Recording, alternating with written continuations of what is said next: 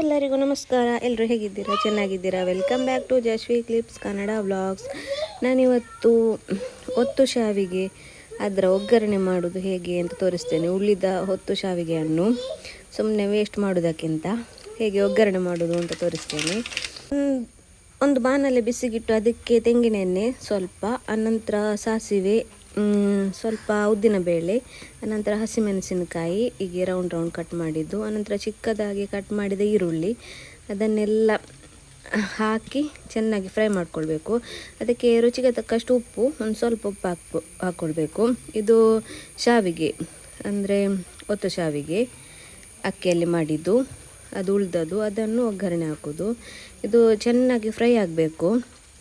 ಅದಕ್ಕೆ ಸ್ವಲ್ಪ ಲಿಂಬೆ ರಸ ಹಾಕ್ಕೊಳ್ಬೇಕು ಟೇಸ್ಟಿಗೆ. ಅನಂತರ ಕರಿಬೇವು ಹಾಕ್ಕೊಳ್ಬೇಕು. ಅನಂತರ ಉಳಿದ ಶಾವಿಗೆಯನ್ನು ಹಾಕ್ಕೊಂಡು ಚೆನ್ನಾಗಿ ಮಿಕ್ಸ್ ಮಾಡಿಕೊಳ್ಬೇಕು. ಈ ಥರ ಎಲ್ಲ ಹಾಕ್ಕೊಂಡು ಇಡೀ ಹಾಕ್ಕೊಳ್ಳೋದು. ಮುಡಿ ಮಾಡಿ ಹಾಕಿದ್ರು ಅದು ಹುಡಿ ಆಗ್ತದೆ. ಅನಂತರ ಈ ಥರ ಫ್ರೈ ಮಾಡುವಾಗ ನಂತರ ಚೆನ್ನಾಗಿ ಈ ಥರ ಮಿಕ್ಸ್ ಮಾಡ್ಕೊಳ್ಬೇಕು. ಎಲ್ಲ ಮಸಾಲೆ ಎಲ್ಲ ಇಟ್ಕೊಳ್ಬೇಕು.